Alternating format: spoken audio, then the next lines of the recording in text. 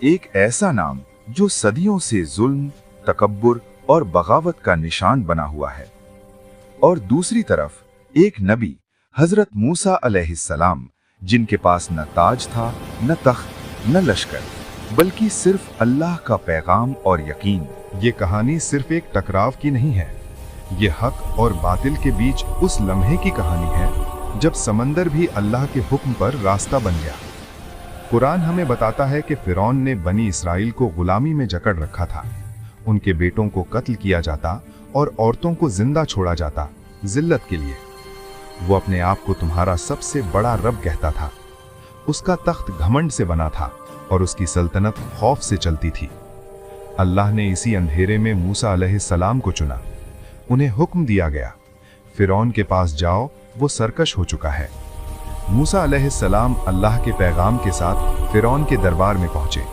उन्होंने सिर्फ एक बात कही, अल्लाह एक है और बनी इसराइल को आज़ाद कर दो। मगर जो खुदा बन बैठा हो वो हक को कैसे स्वीकार करता? फिरौन ने इनकार किया। जादूगरों को बुलाया गया, मगर जब अल्लाह की निशानियां जाहिर हुईं तो हक और बातिल का फर्क साफ हो गया। कुरान गवाही देता है कि जादूगर ईमान ले आए और फिरौन, जो खुद को खुदा कहता था, अपने ही दरबार में हार गया। मगर उसका घमंड टूटा नहीं। आखिरकार अल्लाह का हुक्म आया कि मूसा अलैहिस्सलाम बनी इसराइल को लेकर रातों रात मिस्र से निकल जाएं। अंधेरी रात, रेगिस्तान की खामोशी और एक कौम जो सदियों की गुलामी के बाद आज़ादी की तरफ बढ़ रही थी, लेकिन पीछे से फिरौन आ रहा था। कुरान कहता है, फिरौन ने अपने लश्करों को जमा किया, घोड़े, रथ, हथियार, पूरा शाही लश्कर। जब बनी इसराइल ने पीछे मुड़कर देखा तो सामने समंदर था और पीछे मौत। लोग घबरा गए। कुरान में आता है, उन्होंने कहा, मूसा, हम तो पकड़े गए।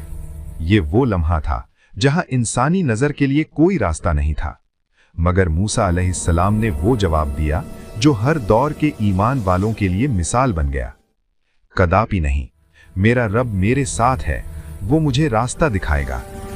अल्लाह का हुक्म आया, मूसा अपनी लाठी समंदर पर मारो, और वही हुआ जो इंसानी अक्ल के लिए नामुमकिन है। समंदर फट गया।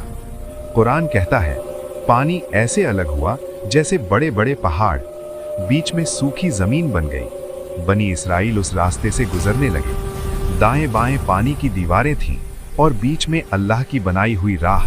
ये कोई ख्वाब नहीं था, ये अल्लाह की कुदरत थी। मूसा अलैहिस्सलाम अपनी कौम को लेकर पार हो गए। अब फिरौन उस किनारे खड़ा था, वही फिरौन जो कहता था, मैं तुम्हारा सबसे बड़ा रब हूं। उसने पानी को रास्ता बनते देखा, उसने बनी इसराइल को बचते देखा, मगर फिर भी उसका घमंड नहीं टूटा। वो अपने लश्कर के साथ उसी रास्ते में घुस गया, और जैसे ही आखिरी बनी इसराइली पार हुआ, अल्लाह का हुक्म आया, समंदर अपनी जगह लौट आया। कुरान कहता है, फिरौन डूबने लगा। अब जिसने सारी जिंदगी खुद को खुदा कहा, वो मौत के सामने बेबस था।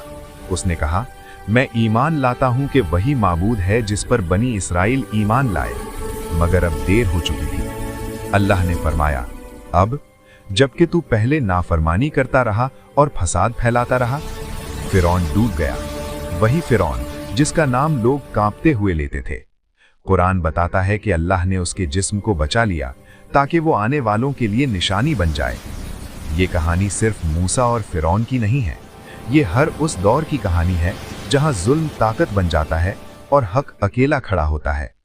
समंदर आज भी मौजूद है और फिरौन का जिस्म भी, ताकि दुनिया देखे ताकत अल्लाह के बिना कुछ नहीं। और ईमान जब अल्लाह पर हो तो समंदर भी रास्ता बन जाता है। यह किस्सा हमें याद दिलाता है, अगर रास्ता बंद दिखे और पीछे